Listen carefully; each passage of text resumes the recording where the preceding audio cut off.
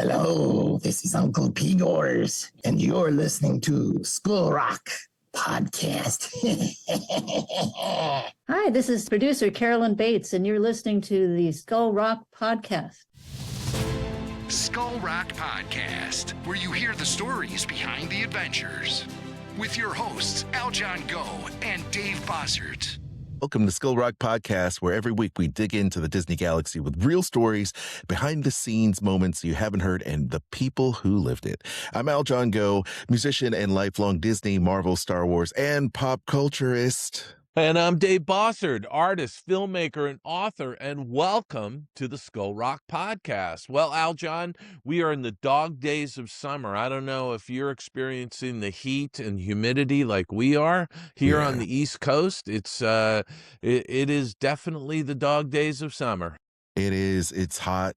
It's really humid, but we are experiencing a bunch of rain. So while all this is going on, I feel like we're in the rainforest right now. We had flash flooding warnings all day yesterday.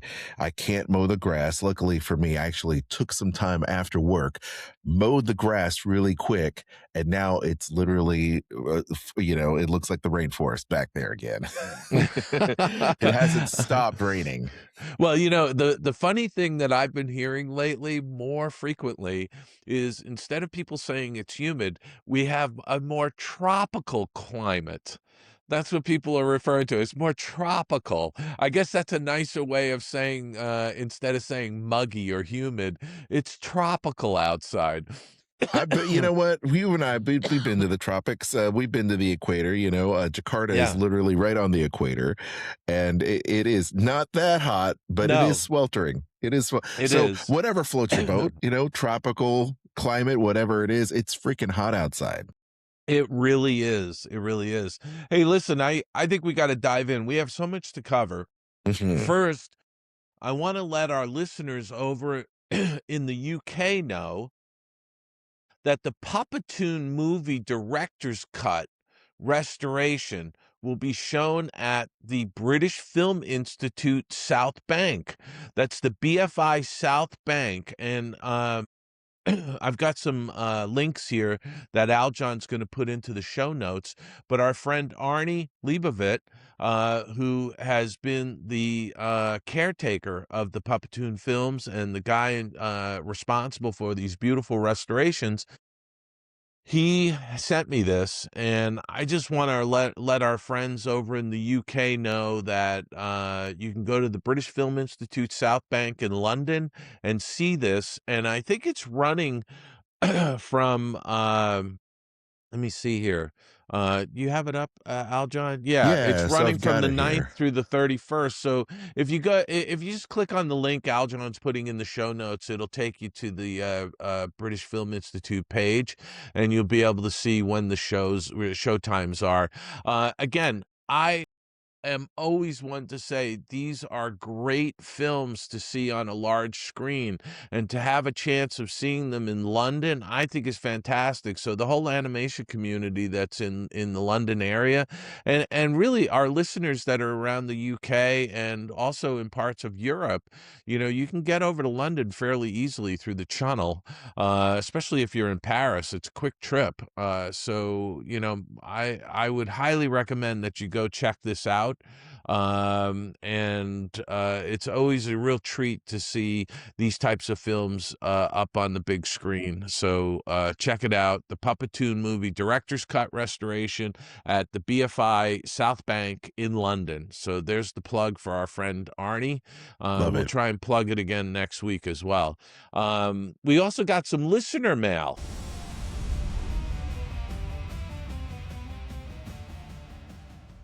Email time. All right, Dave, what's in the email bag this week? Well, I got a note here. It says, I saw that you're still unpacking things. And this is a listener who's also on my Facebook page and saw some posts that I've been making. And wow, what a collection that was from Fantasia. It seems like something which would be great to chat about for that new segment you were talking about, if you're able to, of course. Hope Show and all is tell. going, yeah, I know. Hope all is going great. And I just saw your book cover recently, and it looks fantastic. Very best. This is from Paul from Parts Unknown, who is now living in the UK. He apparently has moved from Tokyo, Japan to the UK. He's getting settled there. So he's an avid listener, and he always sends us notes and comments. So this was an email he sent me. So that was great. I did post on my Facebook page a whole bunch of workbooks that I found as I was unpacking. Yeah, there's a whole stack of workbooks spread out on a table that I found in a box that was marked like other things. I mean, this is what I was commenting on when we moved. It was like the movers packed stuff up, and it was like a hodgepodge in some of the boxes, a little of this, a little of that, and all of a sudden it's a surprise. I'm finding stuff. So anyway, maybe we'll have to talk about doing a show and tell type of segment if we can. Well, sure. Well, don't move on quite yet, because since I have this up there, so are these workbooks with a lot of notes? I mean, what are in these workbooks? So what you're seeing here are the covers to my workbooks. And by the way, I'll point out that several of them say Fantasia Continued.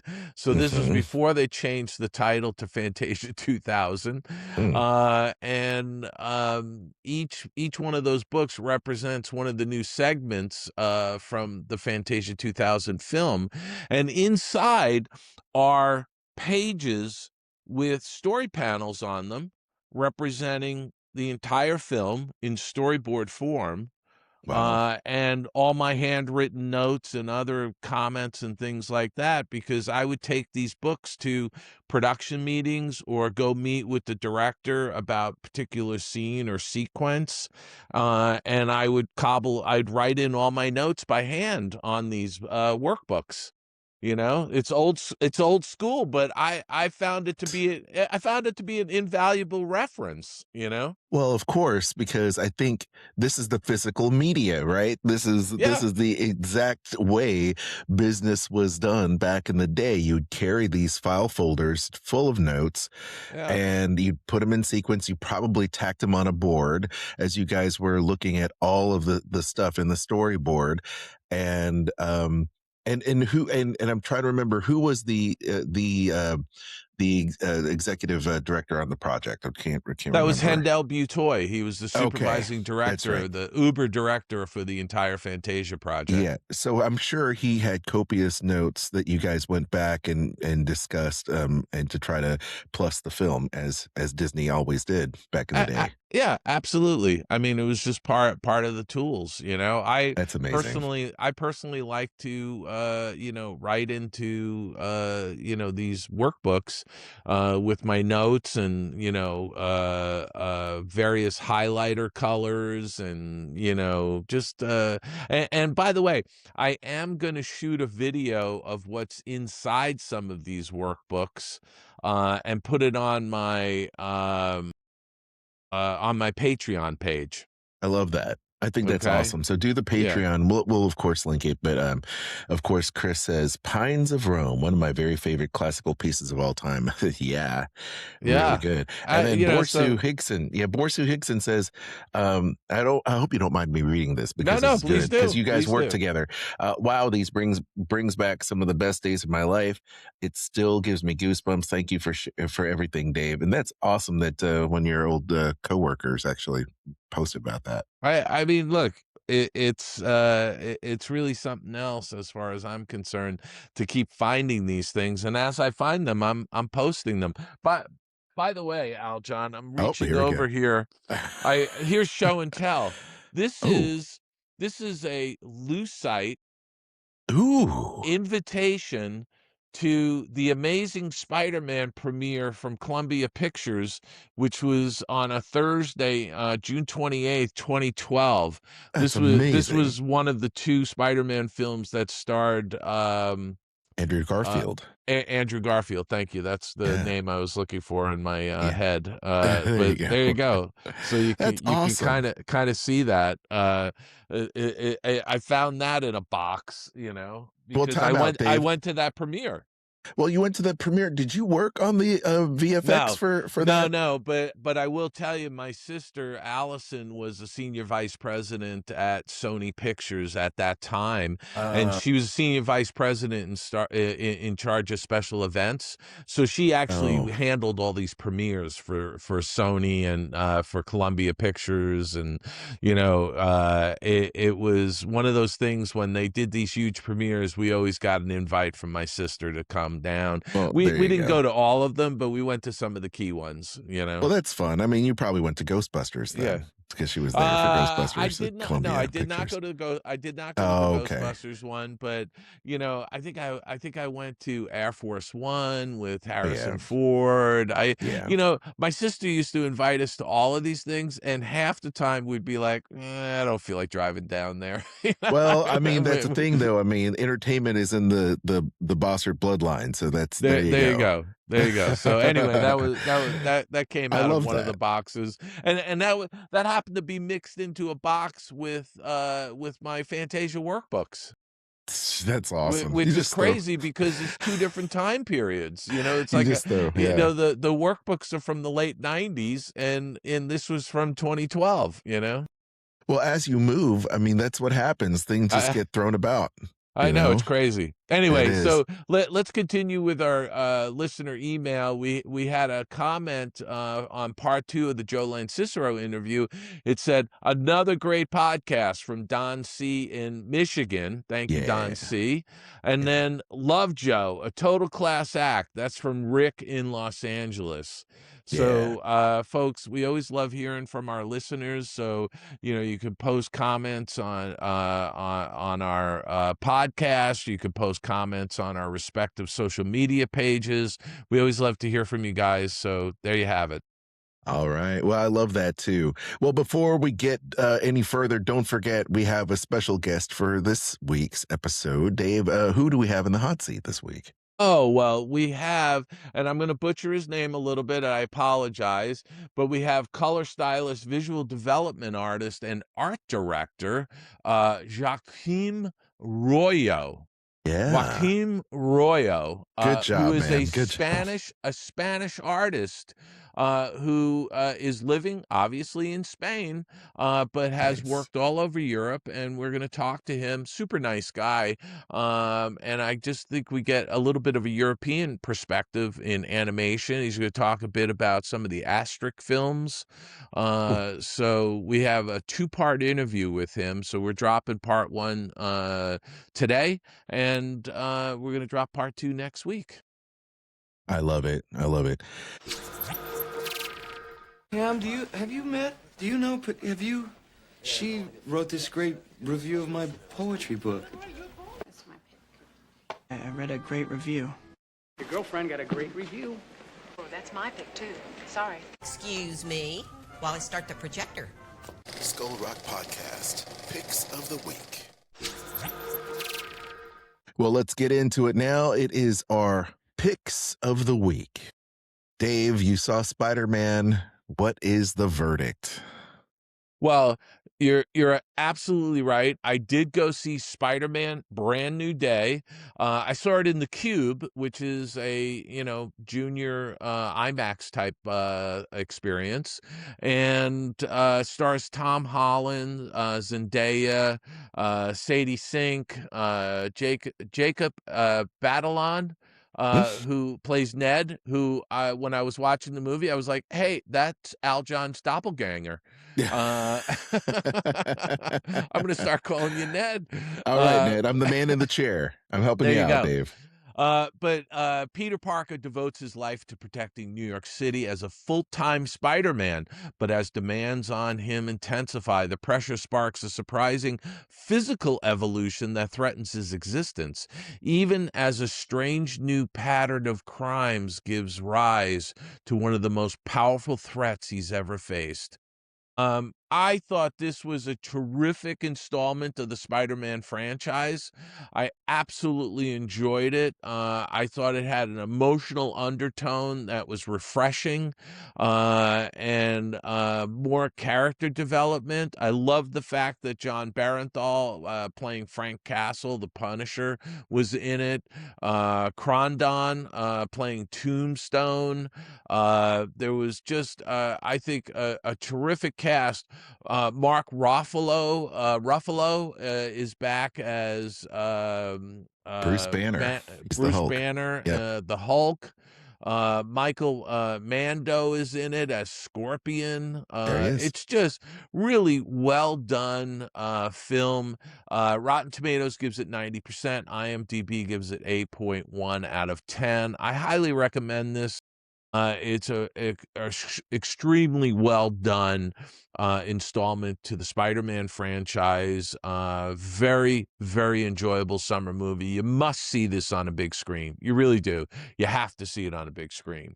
So Well, that's what yeah. I watched in the theaters. On the smaller screen, Aljon, I watched a number of episodes of a show on Hulu called Furious.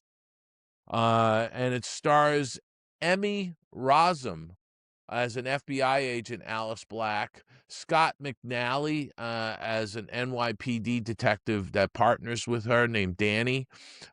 Jake Lacey's in it, Lola Pettigrew, Quincy Tyler Bernstein is in this, and she's actually really terrific. An FBI agent goes undercover to capture a female serial killer who only marries lonely millionaires. Really well done. Rotten Tomatoes gives this 98%, IMDb 7.6 out of 10. It's really a fantastic series on Hulu, so check that out. Furious. I think episodes 1 through 4 have already dropped on this, and I've really enjoyed it. It's very well done. Now, Nice. Aljon, over on Prime, there's a series has dropped, first season, and it's called Sterling Point. Now, I consume a lot of media, Aljon, both on the big screen and the small screen, and I'm going to say something that I rarely say, but I think maybe I am not part of the demographic for this particular show. Okay? Okay. And I'll say that this show follows 17-year-old Annie Jacobson, raised in New York City with her twin brother and loving adoptive father. Annie's life takes a turn when she inherits her mysterious grandfather's island in Canada. Now, that's an intriguing, elevator pitch, if you will. You know what I mean? And I thought, wow, I could watch this. But really, what I think this is more of a coming of age type of series with and by the way, Keen Ruffalo is in this. That's the son of Mark Ruffalo. Okay. But I'm gonna say that the first couple of episodes grabbed me. I thought it was really good as they were unfolding the story. But then there was several episodes in the middle where I sat there and I looked at Nancy and I said, "What is going on here?" It was like a montage of partying, and I'm like, what? Why are we doing this? This is not moving the story forward in my mind. There's some crazy stuff going on. There was some plot points that were abrupt, were missing, were I don't know. I will tell you, I watched all 8 episodes. Because I wanted to just be able to tell you that this is one of those shows that some of our listeners may like and maybe others aren't going to get. I kind of was left a little empty on this one, even though Rotten Tomatoes gives it a 92%. IMDb gives a 7.2 out of 10. But again, I think this series did a lot of hard work in trying to check off all the boxes, if you know what I'm talking about. Got You it. know, they were really trying to be over inclusive to the point of it's kind of ridiculous. You know? You know what though? It's interesting. Look at how this is marketed, Dave. Does Yeah. that look to you like the typical coming of age story appealing to people in that you know, that teen to early or Sort of early adulthood? Gen Z, you know? That color palette doesn't look like that to me. No, it doesn't. It doesn't. And It doesn't look like that to me at all. it looks a little bit more mysterious, doesn't it?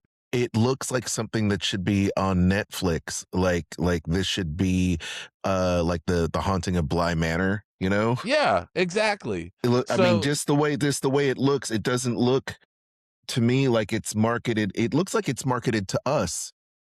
It should be marketed to us, and then you're telling me that this is marketed like a WB teen TV show.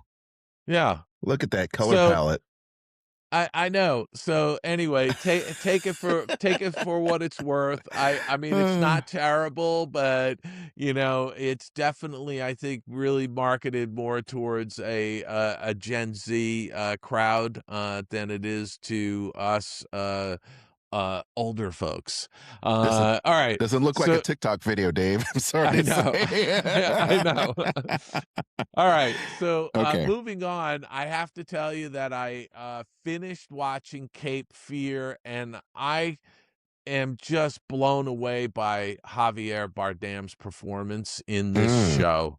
I mean, it is just, I thought back over all of the films and shows that I've watched over the decades, and I always pointed to Dennis Hopper's vile, villainous character in Blue Velvet as being one of the worst villains on screen. And I have to tell you now that I think Javier Bardem exceeds that in this version of Cape Fear. And what's amazing about this show is not only the incredible performances by Javier Bardem, Amy Adams, Patrick Wilson. There's just an incredible cast of people. Ted Levine is in this, if you remember him from gosh, it just slipped my mind. The show. God, it'll come to me. It'll come to you. But you'll remember him from Monk. There you go. He was a main character in the Monk series. Joe Anders is Zach Bowden, one of the kids in the film in this series. I mean, just really incredible. Rotten Tomato gives it 76%, IMDb 6.7 out of 10. I give this like 90%. I mean, this is such a great limited series on Apple. It's 10 episodes. It is so worth the watch.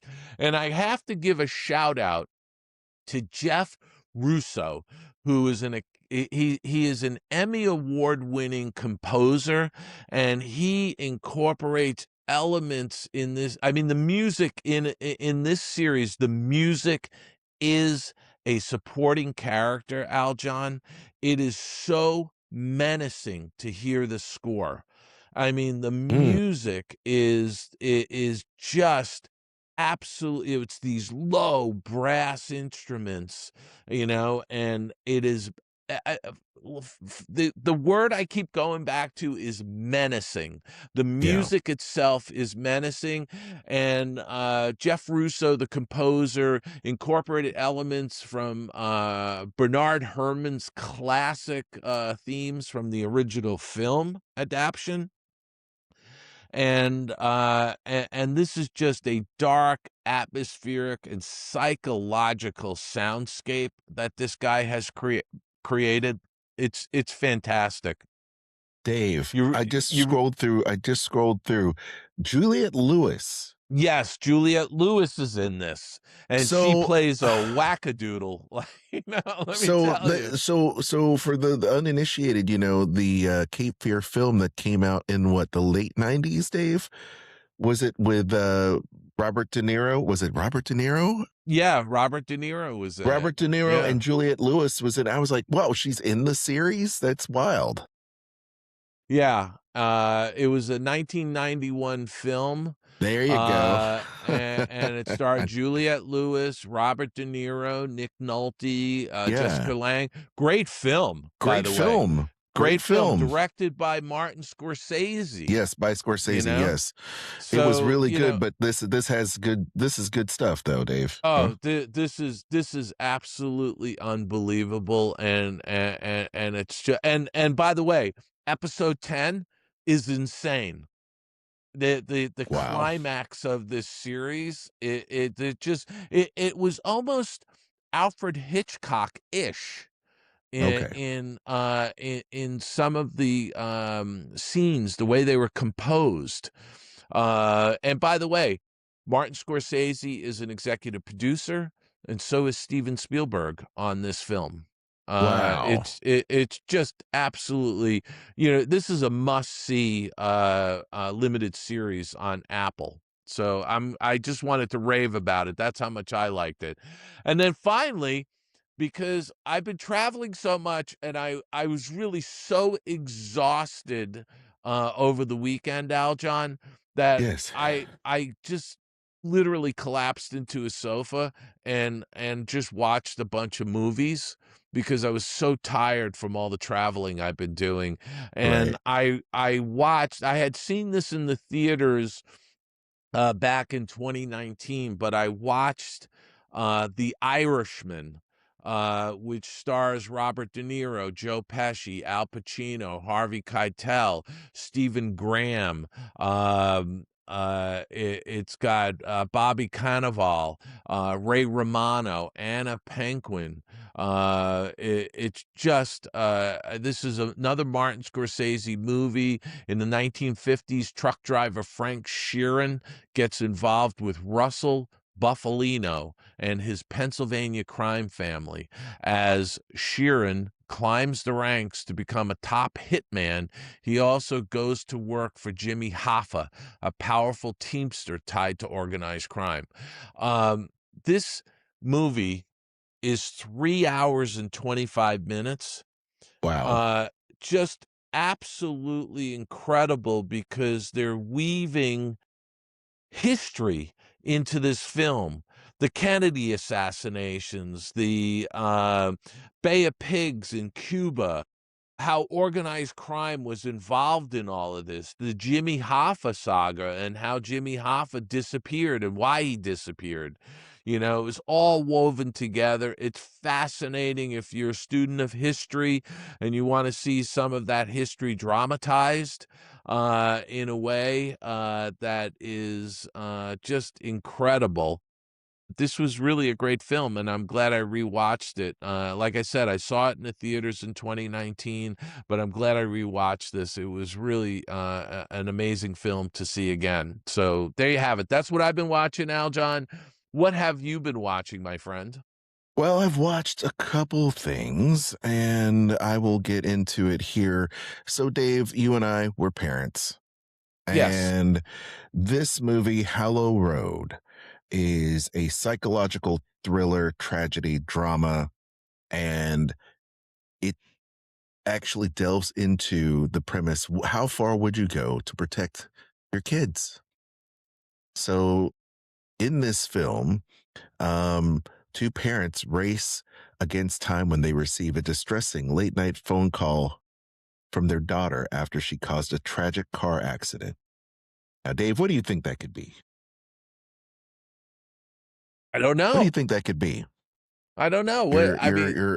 You have your daughter giving you a call. She's in her early 20s. Drunk driving. In the middle of nowhere, and she hits someone on an open road. Darts out of nowhere, she hits somebody, and she calls you in hysterics. She said, "Dad." I think I killed somebody.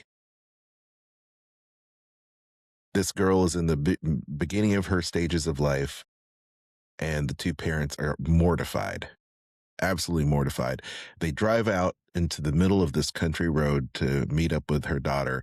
The entire time they're in the car, she's 30 minutes away. And you can see here, her daughter is on the phone, and they literally are in the car just talking to her daughter, trying to talk her daughter down. What happens after that is complete bat crazy, absolutely bat crazy. So, is it real what happens? Is it a shared delusion? What's going on here? She gets found out. There's this couple that finds her daughter on the side of the road, offers to help, and the parents are freaking out because they're trying to cover this up because they don't want their daughter to get in trouble. By the way, it stars Matthew Rhys. Okay, yes. Right? So, and Rosamund yes. Pike. I mean, it's a great cast. So, yes, director by Abak Anavari, writer William Gills, and Rosamund Pike, Matthew Rhys, Megan McDonald. I mean, it's all done in the car, practically. The things that kind of cross your mind, and then my wife and I are thinking to ourselves, what? I mean, this is a crazy premise, but look, I mean, what would you do? And so this happens, and then it takes a twist, and it's absolutely unhinged. The critics were not necessarily kind to this film. I mean, look at the IMDb rating, and you're looking at a 6 overall out of 10. I tend to agree with that to some extent, but it's not. It's good. Rotten Tomatoes gives it 88%. Hey, there you go. There you go. So it's not a bad watch. It's a pretty short film. You can see here it's an hour and 20 minutes long. It's definitely worth the watch because of the high drama involved. If the stakes are set out from the very beginning, there's not too much exposition. You're basically thrown in. Here's the situation. Then more details unfold as it goes on. Not too shabby. So if you like drama and you kind of like it's definitely kind of like a low budget kind of thing. You know how some of the great stories are done in a closed space where two people just banter back and forth with each other because the stakes are set. They do set things up, and there is a very interesting payoff and a little bit of a twist there. And you're like, wow, I don't know what I'm seeing. And you know how I judge things. After I watch a film, I think to myself, do I want to learn more about this? I definitely went to YouTube and click to see what the sentiment was about this film and see what people were saying. So that, to me, that resonated with me. So check it out if you can. And it does seem to me like it's a reflection of society, isn't it? Because people will do anything to protect their children, including lie, cheat, do whatever they'd have to, right? And we see this all the time now, right? Because when some kid does something horrific, the parents are like, "Oh, he didn't really do it. It was, it wasn't his fault. It was someone else." Everybody, nobody's taking personal responsibility anymore, right? Yeah, but there is that twist. Okay. There is the twist. I don't know what the twist is, away. but now I want to go watch it. It's good. So good. Check it out. Dave, I don't remember if I discussed Locked last week with Anthony Hopkins. Did I tell you about this? No. Okay. All right. So I'm going to go into it now. So along the lines of being closed in a car, here we go with another one. Bill Skarsgård, Anthony Hopkins, from producer Sam Raimi. Of course, Sam Raimi. Yeah. This movie is called Locked. And what happens when you get locked in the car? There's a lot of different things that happen. One of the things that run through my mind is the movie Cujo. I think of Cujo. You're in the car, you're locked, and you're being chased down. No, this is a complete a-hole that is played by Bill Skarsgård. I love Bill Skarsgård. What a great actor. He's a car thief. He goes in, he gets into this luxury car, and lo and behold, Anthony Hopkins slams the door shut, locks him in, and then starts torturing this guy. He's like, it's a psychological thriller. A thief breaking into a luxury SUV realizes that he slipped into a sophisticated game of psychological horror. He messed around and he found out with Anthony Hopkins, and Anthony Hopkins' unmistakable voice goes through the security system, the computer in this SUV, as you can see here. And he done messed up. He's locked in there for days. And it's like, I've had X amount of people break into my car over this past week, past few months. And I'm at the end of my life.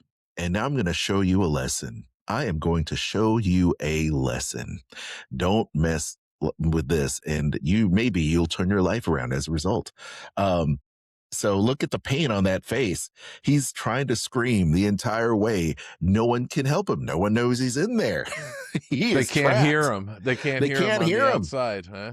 And it's Anthony Hopkins on the other end. I mean, this is craziness personified. If you're into, eye for an eye, vigilantism, if you will, taking it way too far with the over-the-top antics of Sam Raimi.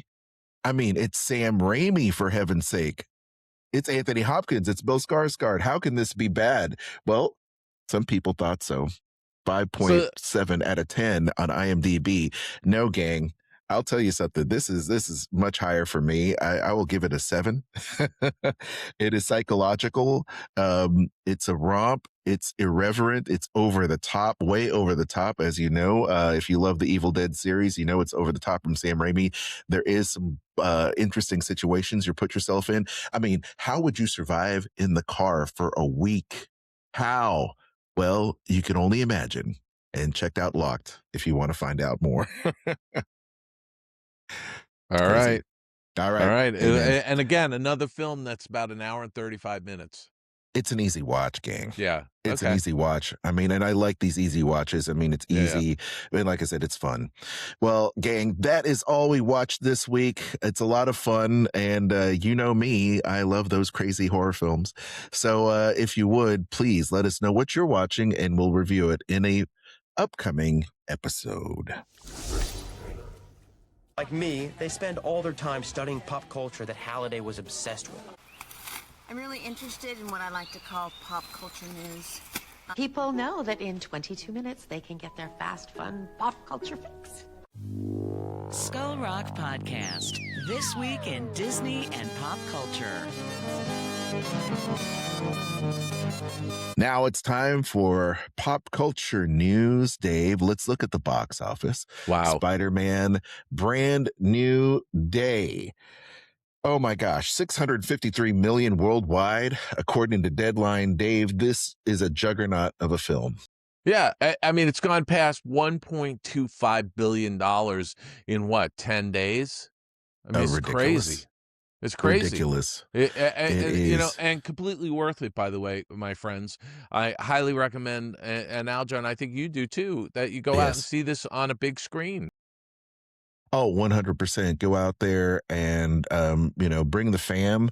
I mean, this is a huge thing for moviegoers and for not just fans. I mean, you could be a casual fan and enjoy Spider-Man brand new day. And by the way, I went to see this with Nancy. And Nancy's a casual superhero fan. Like, she could take it or leave it. But when we walked out of the theater, I said, "What'd you think?" She goes, "I really enjoyed that. It was a good movie."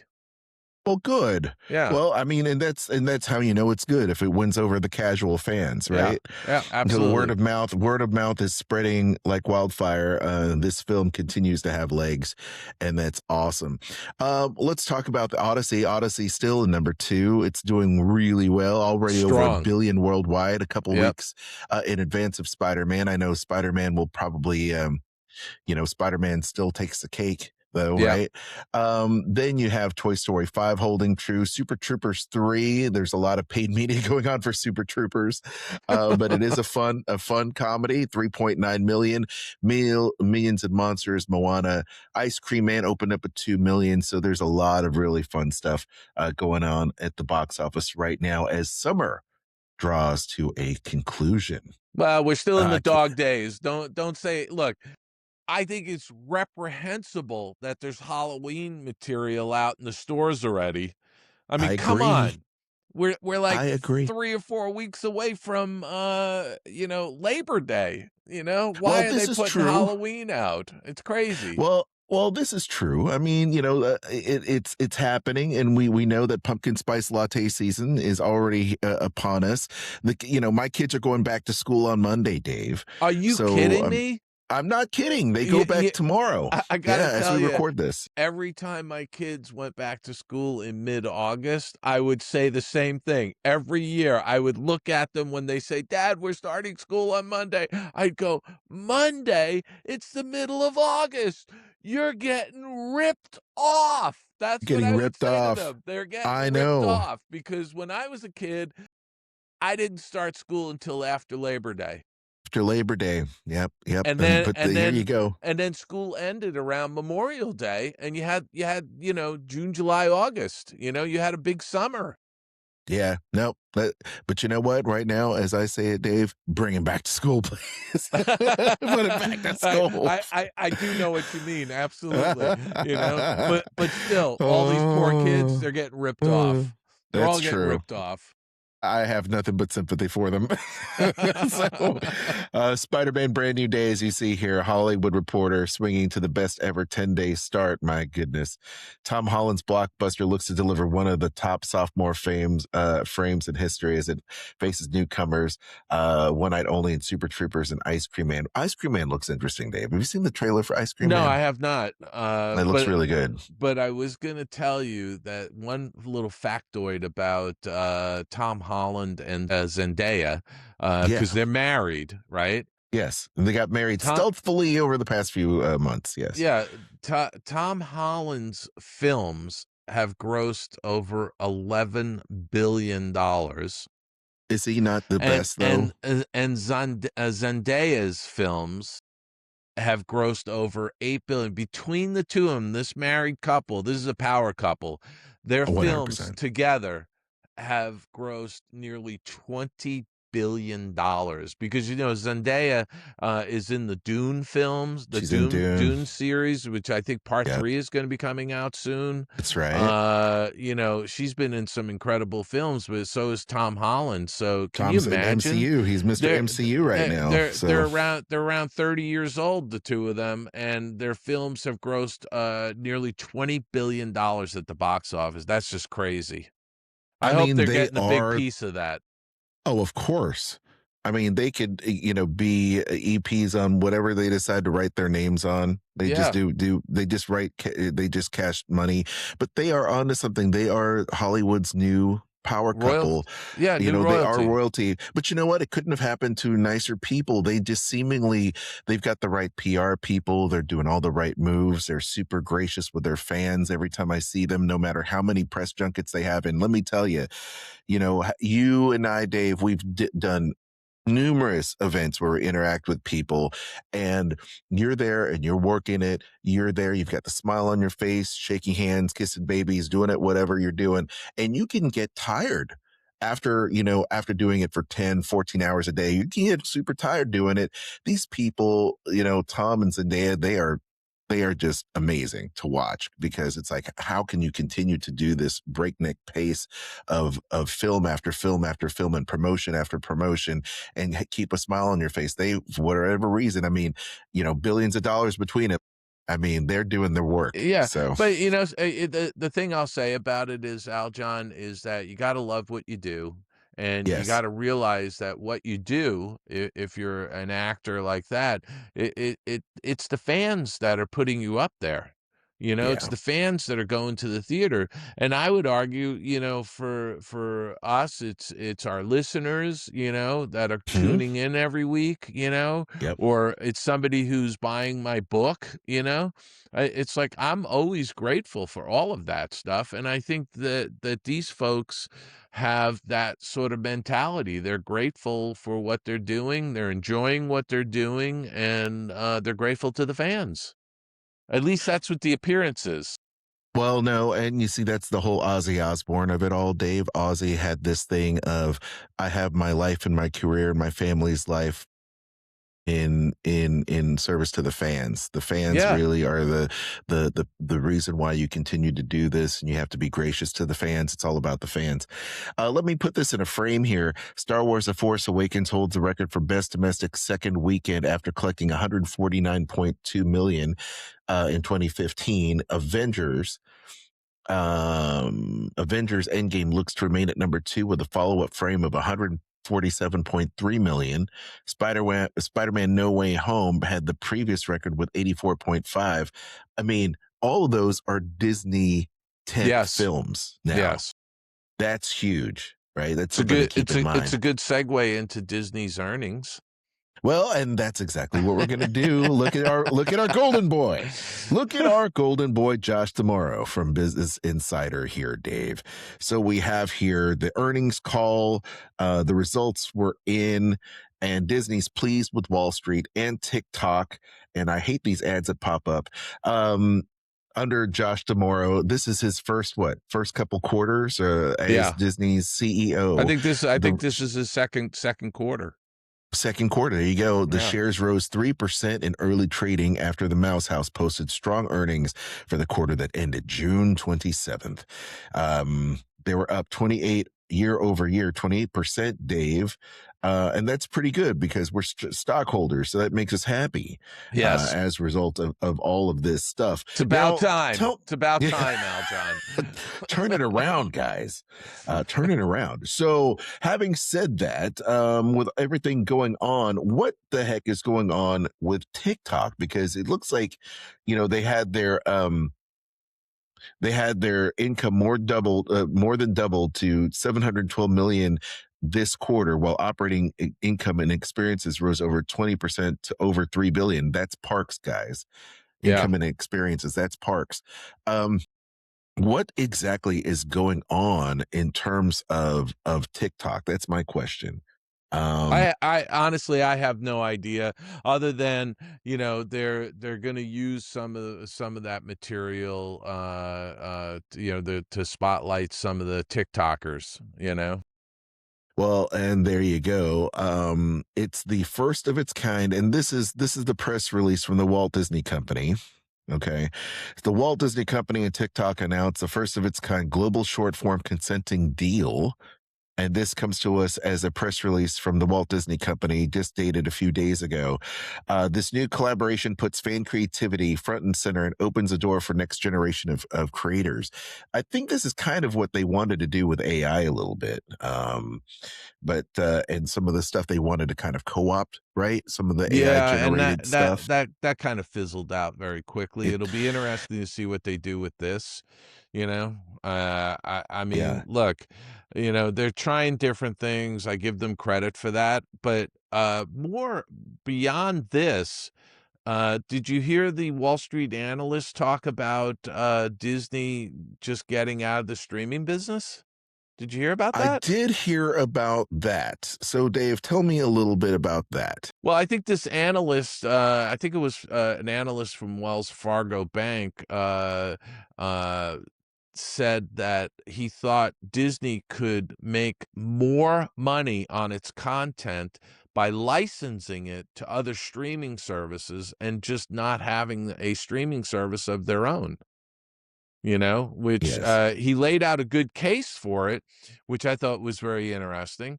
The Wells Fargo analyst Stephen Cahill says that long-term Disney strategy should return to its old business model of producing versus distributing, creating premium entertainment, selling rights to other platforms, right? They've spent billions of dollars on Disney Plus and Hulu, but they could get a lot more in revenue share by licensing their products. Yeah, and he goes on to say that he projects 40% stock increase, 40% stock price increase, because if they did that, and by the way, there was somebody else on Wall Street said, listen, if you can't get your earnings boosted and start, rewarding shareholders, then Apple should buy Disney. What do you think of that? What do you think about Apple buying Disney? And I want to put this in context for our listeners, because when you have companies,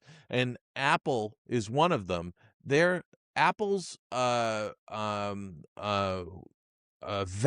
of the company crested over $5 trillion recently. Apple, $5 trillion.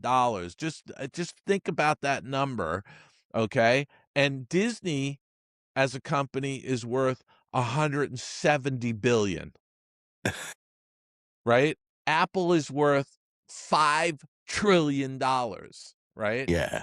Even, and I mentioned this to Aljon, I mentioned this to you before we went on the air. Berkshire Hathaway, which is a conglomerate, currently had almost $400 billion in cash to deploy.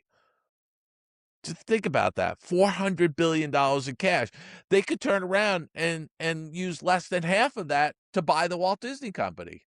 Good. I mean, I kind of feel like when you see, Skydance buying Paramount, and then the Skydance Paramount combination buying Warner Brothers, it's not inconceivable somebody or some entity can come out of the woodwork and say, we're going to buy the Walt Disney Company for cash. Yeah, they could. I mean, and then you have to look at all the antitrust that would go on with that, possibly, right? Well, it depends on who's buying them. It depends on who's buying it. That's right. Right. So yeah, go ahead. I was just going to say, but if Apple bought them, Apple could merge Apple Plus into with Disney Plus and Hulu, or you could turn around and shut down Disney Plus and Hulu and license all your material, to Apple Plus and potentially license it out to other other streamers. Definitely could. We put this question towards social and queried, if you will, the scores and scores of fans over social, and they say fandom's mostly skeptical or straight up against it. The Apple Disney thing is an old rumor that pops up every few years. Bob Iger confirmed in June that Disney had some early initial talks with light conversation about the possible merger of Apple and Disney, calling it truly transformational, but Apple shrugged it and it went nowhere. Disney fans, especially parks people, tend to worry about Apple not really understanding or caring about the theme park cruise experiences side of the business. The risk is that parks or other non-core stuff gets neglected, sold off, or turned into something more sterile, or losing Disney's independent identity and creative culture, or just general tech company owns our childhood unease. So a smaller group thinks that the tech integration could be cool, better apps, streamless park experience, stronger streaming, and some Apple side people like the idea of a massive IP vault, but the domination fan vibe has always been wary rather than excited, which I tend to be in that camp. So. Well, look, my view is that the Walt Disney Company is a special company, but that is being diminished and has been diminished over the last, decade or so. It's become more of a Fortune 500 company, and when you hear the fans griping about it the way I do, and I'd love to hear some of our listeners' opinions, but I hear from hardcore Disney fans that they feel like it's just become a money grab, and that they've diluted things, and it's I don't know, not as special as it used to be. Well, here we go. How about this? Speaking of short form videos, TikTok. We have some other interesting news here for Netflix as it talks about short form video as well. It seems to me like when these other companies like Netflix or Disney strike deals with short form video pushes, that maybe we've seen the crests kind of fall a little bit.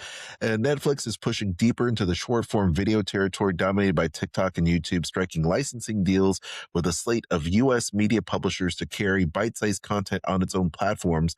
Members just don't want to watch or show or films. They want to keep exploring the stories and personalities they love long after the final credits roll. That's kind of like me. So this is interesting about the short form video push. Netflix pushing deeper into short form video territory. What do you think about stuff like this, Dave? I don't know, Aljon. Maybe we should be chopping up our show. Maybe we should take our picks of the week and make that a short form video. You know, I think we already do that a little bit. If you checked out some of our short content, you'll see like 3 minutes of us talking about stuff. Yeah, I think that's kind of what it is. I mean, this is for better or for worse, Dave. People doom scroll. People are looking for that short form content. I'll be honest. I do it. And Aljon, I'm going to tell you right now, Gen Z is pushing back on that. Gen Z is pushing back by going analog. Yeah. And you're starting to see more Gen Zs going into movie theaters. You're seeing them embracing vinyl records. You're seeing them embracing photography, traditional photography. There's a resurgence of Polaroid cameras. Yeah. I know that because I actually bought a couple Polaroid minis for my daughters. There you go. You know, so the fact is that, you know, the audience, as always, can be a very fickle thing. Yes. You know, agreed. So you're seeing some cross currents happening, you know. Well, there you go. I think once again, that is what's going on. I mean, you know, the pushback is real. And I think once again, it's cyclical. So this is another 25-year cycle. Everything old is new again, and analog making a little bit of a comeback. That's not a bad thing. There you go. Skull Rock Podcast. You know, you're like that little arrow on your hat, straight and shining, and that's the way I'll always remember you. I'll always remember you. I'll always remember you. I'll always remember you, Sharon. They hang you, I'll always remember you. In memoriam. So, guys, now it's time for our weekly. Go ahead, Dave. Go ahead and say it. Obituary roll call. An obituary roll call.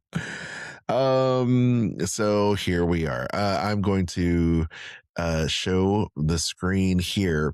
One of my favorites, Dave, WWE Hall of Famer Dory Funk Jr. dies at 85 years old, part of the iconic Funk family.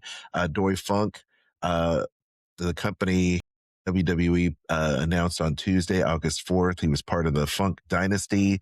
And you remember Terry Funk. He's an old school actor. Well, This is, once again, the brother to Terry Funk, son of Dory Funk, huge in the Texas wrestling world and entertainment as well. So very sad indeed.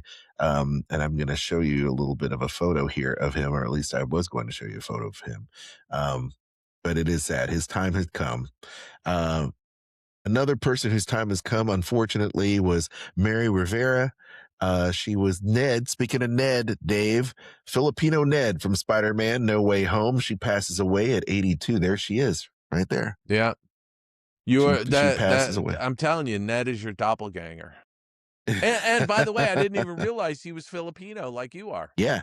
Yeah, so, he's Filipino. There you go. There you go. Dave, let's get into the meat and potatoes of this podcast right now. Let's turn our attention to Joaquim Royo, visual development artist, art director, and very talented person, Dave, right here on Skull Rock Podcast. Let's do it. Hey, let's chat. Let's chat afterwards. Let's chat. And he said, let's chat again. Skull Rock Podcast. Interview time. Board. Well, Aljon, we've got a fantastic guest. You know, the Skull Rock Podcast is a global podcast, and we travel the world now. So we've gone to Spain to visit with Joaquim Royo. Joaquim Royo, who is an art director, color stylist, visual development artist. Joaquim, welcome to the Skull Rock Podcast. Glad to meet you, Dave. It's great to have you. And, I want to give a shout out to Gerard in South Africa for introducing the two of us. You've had a very storied career, and you worked with Walt Disney Animation Studios at the Paris studio when it was open, and you worked on some very seminal films like Tarzan and Hercules and Hunchback, the Goofy movie, but you've also worked on a lot of other films. And what I'd like to start with, and I always ask our guests, how did you get involved in the animation business? When did it start for you? Were you in grade school, a child? Yeah, well, it's my career in animation is really something weird, because I started studying 3 years medicine in the faculty, and suddenly I realized by doing anatomy and all my sketches on this dissection and other notes I took, I thought, okay, art is my really what I feel. But well, in my family, like my father said, nobody is an artist. Everybody could be an engineer, a doctor, somebody with a career. My father told, with drawing and painting, you don't make money out of that. I say, okay, I don't care of that, because it's what I want to do in my in my career. I'm gonna spend a lot of hours, a lot of time just learning and doing my stuff. So I quit medicine, and I started doing fine arts. So I studied 7 years in the Faculty of Bellas Artes here in Barcelona, and as well 5 more years in Llotja. Is an art applied skills for different, without being at university, but you're very focused on life drawing and practicing a lot. So I've been combining both of them until I've got my my doctorate in fine arts. But I started just teaching, but I thought that at my youth I was too young to teach something. I didn't want to have this kind of art stagnation on something that you live from a title. Say, no, you have to learn more. And I jumped into animation. I was starting with some studios in Barcelona, like Studios Andreu, Delta Group, Docon, and others. And I'm doing animation, but I wanted to go beyond that. I started just tackling color and painting backgrounds, doing oil painting that I was doing from the faculty already. But I wanted to those feelings, studying light and color, how to apply this into entertainment. So I started with backgrounds. I was amazed by films that I saw, like Bambi, for example, the opening with those long panoramic backgrounds, and Pinocchio, the opening, and I feel so well that inspired me a lot. So basically, Bambi and Pinocchio were the films that had a real impact in me. So I started with animation, just using thumbnails. But after I jumped into color, but after I was beyond. I wanted to see the whole thing, right? To incorporate the characters, that they have local colors, but as well, it depends on the background they're going to be moving. It's going to be affected by different light.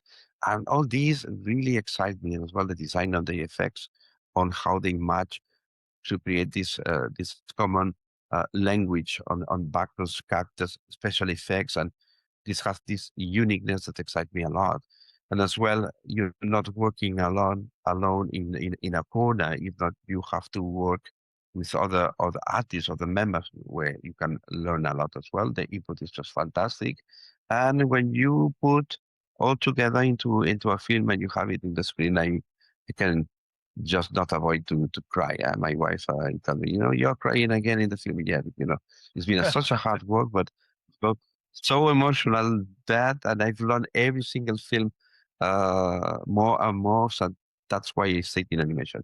And now that I am 63 years old, now I think I can teach something, but not before. Well, that's Yeah, that's a fantastic outlook, I think. Yeah, I just wanted to step back for a second because you said you started out in animation, so you were doing you were an in-betweener. You started out at the bottom, like many of us. I started as an in-betweener, but you Yeah. and doing so, you get to see the process. You get to look around at the process that's going on in the studio. So you obviously were inspired by the background artists. That's right.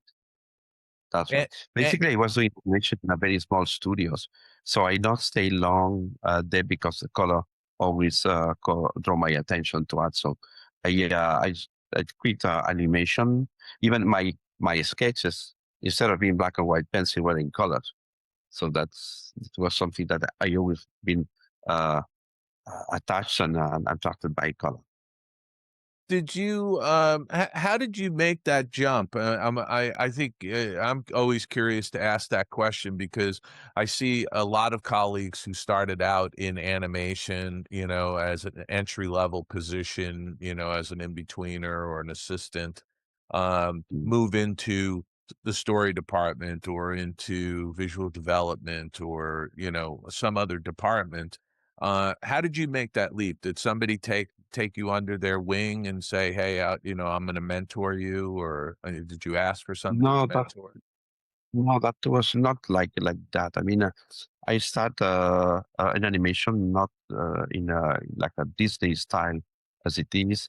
But at that time, I was working on series, so the animation was very limited, and as well, it's just uh, uh, small animation with you apply the principles of animation, but there was not really acting. When you see animated films from Disney, you see acting. They just basically is an actor with a pencil in the hand, and I was not like that at that time. After I was very very enthusiastic with the color because I saw the paintings in the museums, and as well I saw some of the backgrounds in the movies. And I thought this is what I'm gonna go to. So basically, I start doing backgrounns as well in Barcelona, in Madrid. I working for some productions in France, for example, Omer Le Petit feature animation, and as well in the series Il était une fois la vie, uh, Once Upon a Time Life was an animated series, and I did background for that. But the animations still get very rudimentary. I really want to aim feature films like this. I had the chance to work with animation in London, so that they give me the chance to really work in a feature film with quality like Disney. So I've been doing backgrounds. I had the chance as well to have in my hands the thumbnails and sketches, color keys of Hans Bacher. Oh yes, Precious. Hans. Yeah, exactly. At some point, I'm going to get Hans Bacher on the show. Good. So I had the chance as well to see his work and say, okay, this graphic way of vision, the way he deals with the color. So I've been doing that. My big jump was when I was at Disney. They hired me. I was the last background painter that Paris studio hired me. It was with the British brothers that they were running the studio at that time. Yeah, and as well Kevin Lima became friends as well. And there was a moment that the Americans just left the studio and they wanted to use a Goofy movie as a platform for training, doing quite a lot of time the artists. After they say, okay, is a studio that has evolved a lot on TV animation and on number levels. So they stay just a few of Americans with us just to train us in animation, background painting, and then we start working on Runaway Brain, the short with Mickey. And they were really, really fussy on how to be painting. I had a good mentor for me, Dan Cooper. Yes. You hear of him. Yes. Ian Gooding. Okay. Yep. Ian Gooding was so-called Ian Gooding was the art director, and Dan Cooper was the head of backgrounds, wasn't he? Exactly. So, and later on with Doc Ball and Lisa Keane, we become very, very close, and I've learned a lot with them. That was really the jump. And well, the Americans leave, and they called me with human resources, and that was Roy Conley as well. And say, we need to leave some heads of the departments here. And I was the last to entry at Disney television, and I was the one that took the position of background artist, head of department. So from then, that where I was escalating. There was some visual development to do, some color keys, color flips, some aside projects that they say, okay, give us your vision on that, and then visual development on this, and this is how I built up myself. And after I finished like director. You are racing through your career here. I want to step back a little bit and talk a little bit about the Goofy movie, because it's 30 years on now, and that movie has endured, and it has a long and great following of people who really have enjoyed it. I did an extensive interview with Kevin Lima last year and talked about that film. I'm curious, you worked on it in Paris. What can you talk about as far as working on the backgrounds and working with that team? That was just amazing for me. The fact of being with Disney company was for me just kind of a honor, a privilege, because I always was aiming, was my kind of a carrot that always pulled me to work hard. I had experience as well with animation. After they closed in Acton Town in London, the studio, and they jumped to Los Angeles, is what is nowadays DreamWorks. But at that time, I didn't want to travel because I had my first son, so I preferred to stay in Europe. And these were asking for artists, and I saw an advertisement that they were need background painters. So the day that I called the door, they say, okay, he's been completed. We don't need any other background painter. But they like my portfolio and say, we're gonna give you a test. So I went to the TV Disney Studios on a Monday morning. I had the interview on Monday evening. I took the airplane to Madrid because I was there at that point. And they gave me a test to do. So that was I did it in one day and something more. I was working even the night to have my test done. Let me ask you. Yeah, let me ask you a question, just so our listeners understand. You're from Barcelona, right? But you were doing work in Madrid, but you also were living up in Paris at some point, right?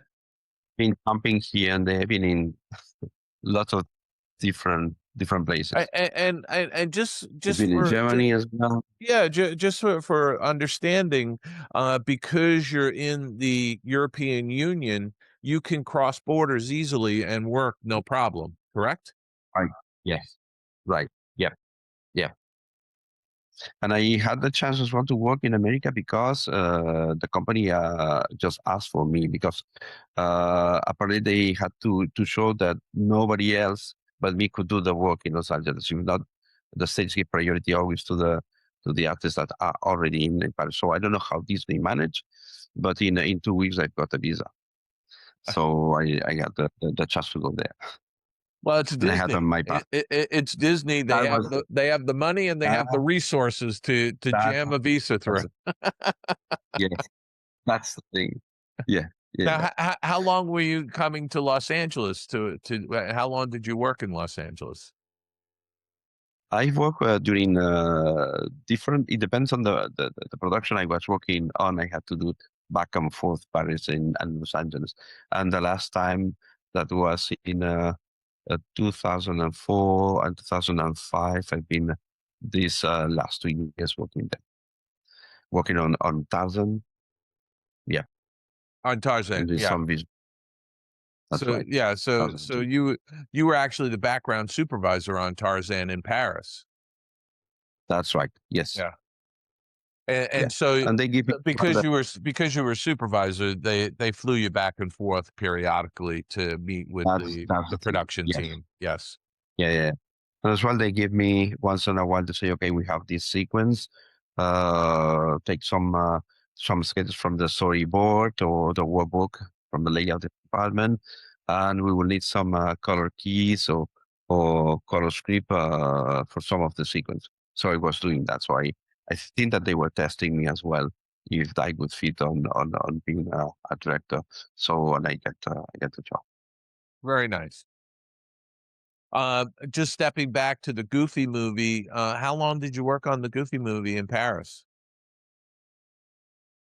That was 1 year and something more. I can't exactly know how many months, but a year and something months. Yeah. And did you from the Goofy movie, did you step into Runaway Brain right away? Exactly. Yeah, you did. Yes. Okay. You know, by yes, by the way, I was the artistic coordinator on Runaway Brain. Really? When it left Paris and came back to Los Angeles, I was asked to step onto that project to help finish it. You were in Paris then? No, I was not in Paris. It was when the production left Paris and came back to Los Angeles. They asked me to go onto it in Los Angeles to help facilitate getting the movie finished. Good. Excellent then. Yeah. Yeah. I had a lot of fun working on that. Oh yeah. That was just amazing. Amazing artists, amazing people as well. Yeah, and you worked, of course, with Chris Bailey, who was the director of the short. Exactly. That's right. Yes. Yeah.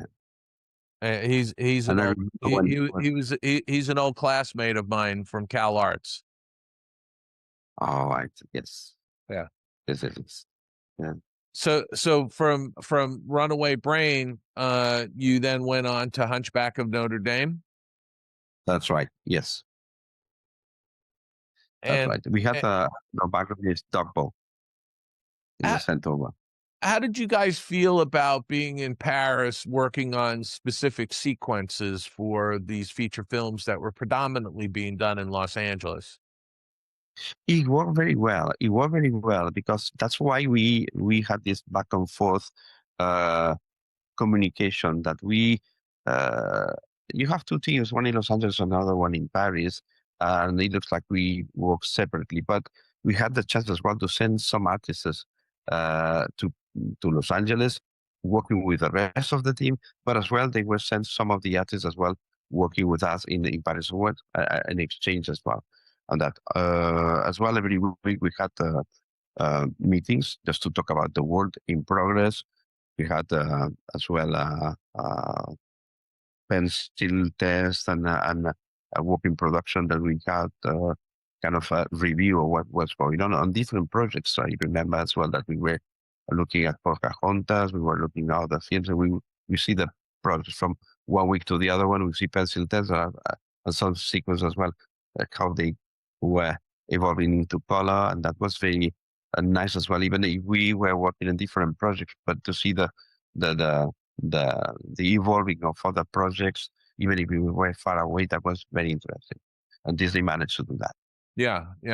And as the films progressed, going from one project to the next, the technology was advancing, so it was becoming easier to do video conferences and things like that. Whereas, on the Goofy movie, I know Kevin was talking about they'd have to send VHS tapes back and forth in order to review stuff. And so it becomes much easier as you move along once the video conferencing came into play, because then you could interact in real time and show things in real time. Every session that we had, every meeting was recorded, so we got a huge tape. We could watch it and see it again and again in case that we didn't understand correctly, or there was something missing, and as well there was the handicap of the language, right? Even Yes. if communicate in English, but something in the communication, slightly understanding subtleties and things like that could be just misinterpreted. Especially the animators had a tough time, for example, with the lip sync, right? Yes. Because of the pronunciation. Yeah. So as well, this is the challenge we have. That you're always in this learning process where you are getting sharper, you get learning, challenging, and this kind of challenge is what builds you as an artist, and you get better. Yeah. Yeah. And how much was the language barrier an issue? Were there some funny misinterpretations? I'm pretty sure it was. I was not attending to all the meetings because I was more in care about what's going on in the in the Paris studio. But I'm pretty sure that that was some misunderstandings as well. Yeah. And we had courses of language. So the Americans has French, and the French has English every week, just to get used to that. There were lessons of lip sync, pronunciation, acting as well, because there are some poses or ways to use the has as well that in America has a meaning, but in Europe has others ones. So we have to be careful on these things. And it was a constantly polishing and doing the things until we set things right. Yeah. The lip sync issue, even with the words being broken down on the exposure sheet, it was also difficult, I would imagine, when English is a second language, to create the mouth shapes for some of the vowels and consonants, right? Right. That's correct. Yeah. Yeah. And as well, we have in French, we have vowels that in English doesn't exist. The way that English speakers we speak more from the mouth out, sometimes with the nose, and the French is more like yeah. It's as another way, right? So to adapt all these. But you see the film and you don't realize that kind of things, unless that people, the audience, have this knowledge, right? Yeah. But I'm imagining though, because you're in the European Union, the Paris studio had artists from various countries. Right. So did English become sort of the language of business, so to speak? Yeah, we all spoke English. Yeah. And the English has French languages, and the French speaker English. So, and for us was mandatory. Yeah, we have each one of us, even individually. Disney put a teacher to each one of us just to be very, very personalized courses, just because the purpose of that is that we could do the work as best as possible. Yes. And as well, it was fantastic to do some sequences in Paris, especially the prologue was done absolutely entirely in Paris. We went to the cathedral, take notes there. We had access to places that normally the public doesn't have. We went up to the cupola to see and to touch the real beings with some centuries on them. We had access to so many things. We took photos, sketches. He was so into the spirit, the flavor of being in Paris that we had that word when we could create the opening in Hunchback of Notre Dame that explained the setup, the atmosphere for the movie. Yeah. Yeah, I had heard stories about that you had some amazing access to the cathedral. That's right. Yeah. And I think that's, just speaks to the type of research that goes into the Disney animated films. And as well, we were making studies because during the transition from film to film, there was a period, a lapse of time that could be from 3 months to 6 months, just to get used to the style and to achieve what is required. I remember that dog ball, we were just painting the sensation of the polished pavement with some moss. How is the water in the cracks? How is the little mud that is in the gaps of the stones? How to work with textures and things like that. We had just a fantastic time of that, and it's something that the audience is going to see 1 hour and a half of film, but all the input, all the material that is being kept, put aside, even throw away, that is just a value that is just nobody can even imagine how much work they are behind all those productions. Yeah. And I consider this a privilege and an enormous way of learning to be on this process with this art combination with the story, with cinema, with music, with color and light, with so many things that is just fantastic to give the experience of working for Disney doing one feature film. Of all of these movies that you worked on over in at the Paris studio, which one sort of rises to the top? Not as a favorite, but just as a learning experience and something that you have many fond memories of.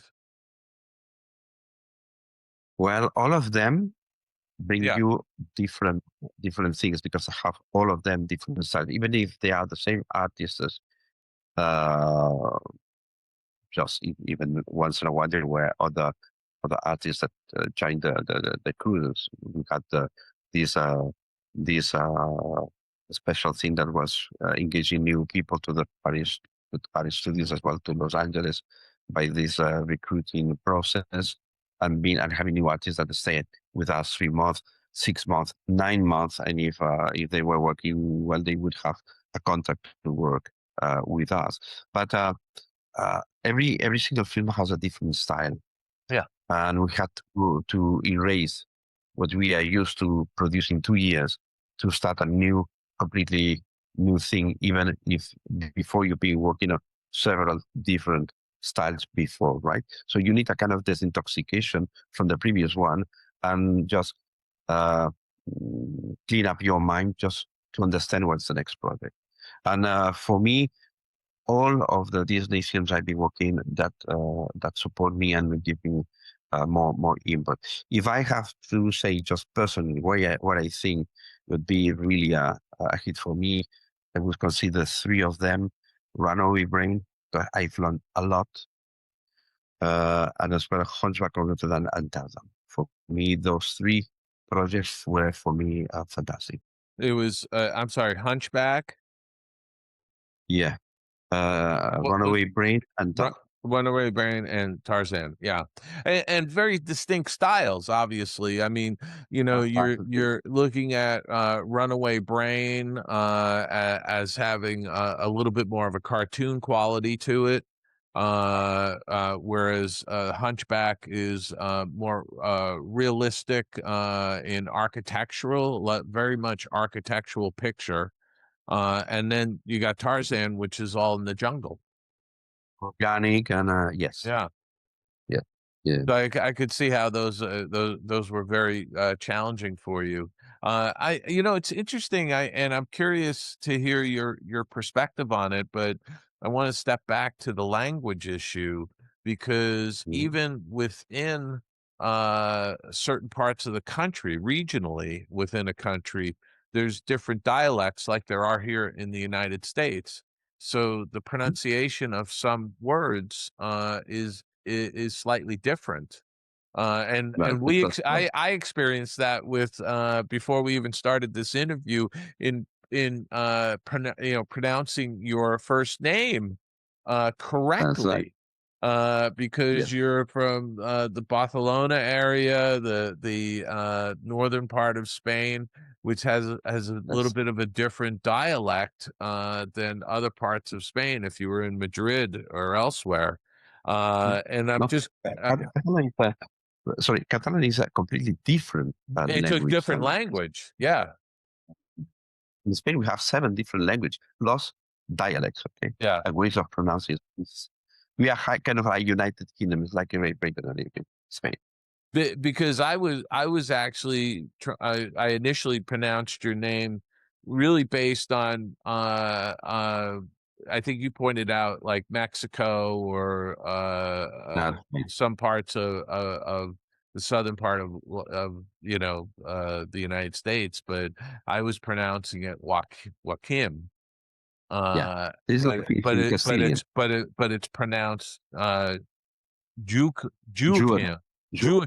Yeah. Yes, thank you. I'm still trying to get used to it. But and the only difference you can remark that, and you know when to pronounce Joaquín and Joaquim, is because in Castilian there's only an N at the end. And in Catalan you have the same word, but it changes instead of an N, an M, and just like this tiny changement, the pronunciation changed completely. Got it. Yeah, no, it's interesting, and again, I go back to that. I'm almost positive that it would have elicited some funny moments with different people from different countries and how they're pronouncing things, and also the confusion that it can cause with somebody thinking, well, I'm sorry, what's he saying? Especially in France, because France is very particular on how they say certain words, right? Yeah. Exactly, that's true. So if you're slightly off, they're confused looking and they don't know what you're talking about. Yeah, that's true. Yeah. Just a mispronunciation could be a little weird, right? And even it happens with Europe. I mean, for example, I'm gonna give you a kind of a note on that. When I was coming from London and Spain to France, my only words that I knew was merci and oui. And in Spain we have we pronounce 5 vowels, right? A, B, C. Okay, and in Catalan we have 7 pronunciation of the vowels, but in France as well. So, and they have the difference between U and U. U. Okay. Yeah. But this I was not aware of that, So for me, I wanted to speak French, and I was everywhere. We just pronounce it like to make it more French, to sound more French, So I remember at the beginning when they were arranging my papers for residency, things like that. I said, okay, they use a lot of the U. So I was saying merci beaucoup. Merci beaucoup is what it has to be said. Merci beaucoup. But I was saying no, merci beaucoup because to make it more French, I was saying merci beaucoup. Merci beaucoup. Merci beaucoup. I was kind of, the secretaries and the assistants were just always laughing until there was a lady from the human resources that said to me, Monsieur Royo, quand vous disiez merci beaucoup, there is no merci beaucoup, it's merci beaucoup. Because if no, you're saying thank you very much, nice ass. So this is what I was. So can be seem like that, and I try to excuse myself, but well, I think we don't learn unless that we make mistakes. I mean, yes, absolutely, we make mistakes, and we just bounce and say okay. But this kind of anecdote, and this is what happens to me, but I'm pretty sure that others can just even in English over in London there's certain words that mean different things, I learned that when I lived in London and worked on Who Framed Roger Rabbit, because if you were to ask somebody if they wanted a lift, they look at you, well, a lift is an elevator. What are you talking about? And I'm sitting there saying, well, if you wanted a lift in my car to go someplace, and then if you were to say, do you want a ride? That means something wholly different over in England as opposed to in the United States, and there was other other sort of words that stuck out to me, what they referred to cigarettes as, or, things like that in England that had different meanings, some not very good, so in the United States. And so I always, you always have to smile at that kind of stuff because, like you said, it's a learning curve sometimes. Yes. That's why Disney was very interested that we make sure, especially because the lip sync on the film was not going to be German or French or Danish. It's going to be English, and American English, right? Because the ones that lead those films are American. And I remember as well, anecdotically, I say, okay, because there are things that in Europe doesn't have so much funny meaning that in America, right? If somebody bobs at the table or farts or whatever, in America people laugh, but here no, it's considered very very bad. So when we see, for example, the gargoyles on Hallow Road Notre Dame, that they are doing noises and bopping and things like that, for us it's like, why don't they we have reviews every time that we see a line test and things like that, and we say we should not be there. So you could see that the mentality was completely different. But let's remember that we were making a film especially just focused on American people, right? After it got around the world, but there were things like that was kind of like a different shock of cultures. Yes. Yeah, and some of those things do not translate. Some of that humor does not translate cross-border. But they're making the movie for, an English audience. And some of those things may fall flat when they get translated into other languages and shown in other cultures. Right. I think this is a great place for us to just stop because I want to pick up our conversation next week because I'd really like to talk about some of the Asterix movies. I don't think our audience, at least in the U.S., our listening audience knows much about the Asterix cartoons, but they're highly popular in France and other parts of the world. So let's pick up our conversation next week and we'll talk a little bit about those films and your experiences with those, okay? Good. Excellent. Sounds good to me. Get out of here! Come on, Scotty, let's get out of here. Let's get out of here. Let's get out of here. Let's get out of here, Lieutenant.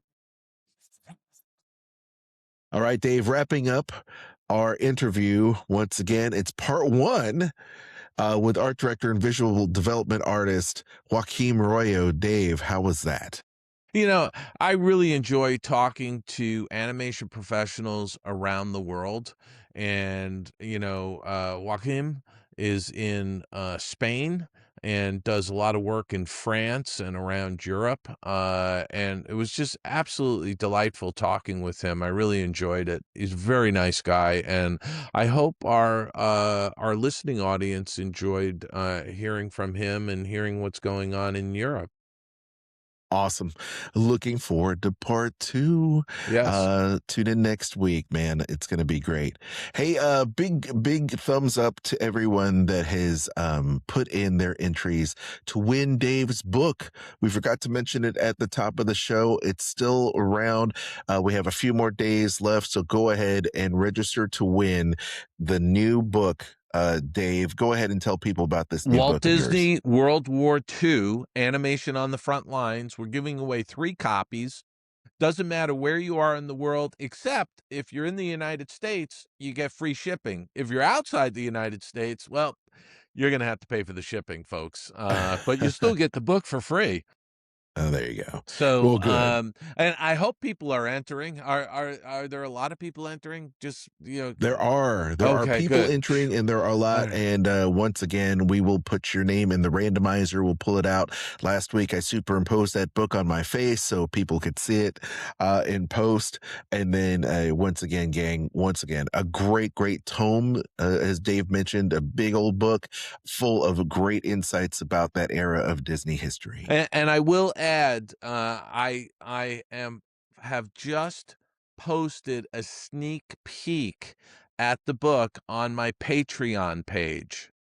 So Aljon's going to put a link to my Patreon page into the show notes, but my Patreon page has not only the cover, it has a description of the book, but I put in 5-page spreads just to give you a sense of what's inside this book. And I'd be curious to hear comments, but you can check it out on my Patreon. I hope you become part of my Patreon community. Oh, there you go. All right. Join the community. We will have the links in the show notes. And here you can see the wonderful website that I built really quick. Look at that. I love it. Wow. Book that. Thank you, AI, for helping me design this website. Win one of 3 pre-release copies of Dave's book, Walt Disney World War II. Get it before it releases this fall. Once again, free if you're in the United States. International shipping. Winners will have to pay for that as well. You can do that via Venmo. It's good stuff there, but you can go ahead and once again, sign up. You got to follow us on YouTube, Spotify, Facebook, X, all of our social medias there. Just enter your name and all that. And once again, we have the awesome rules. The official rules are right here. And you have until August 16th, guys. You just have a few more days to enter. The official rules are stated on the website. So don't delay. Sign up today. Fantastic. It's like fantastic. I love that. All right. So gang, once again, follow us on all of our socials. You're going to love us. We appreciate that. We'll have the links to Dave as well for the Patreon, as well as the other stuff he's got going on.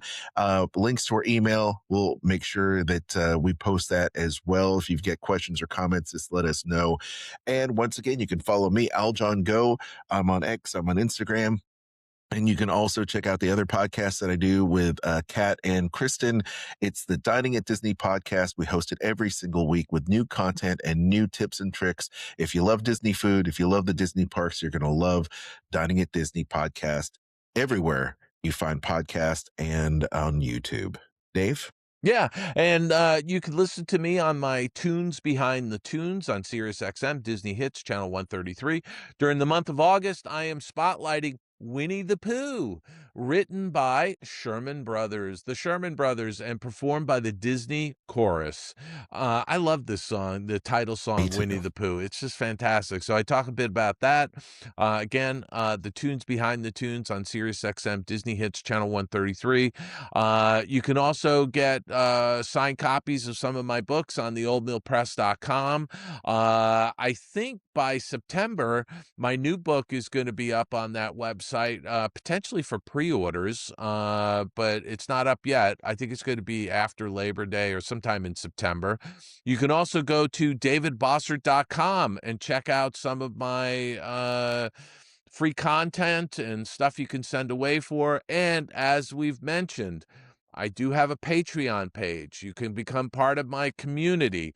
I'm posting exclusive content, including a sneak peek inside the book, the new book, Walt Disney World War II, Animation on the Front Lines. You can check that out on my Patreon page. The link is in the show notes.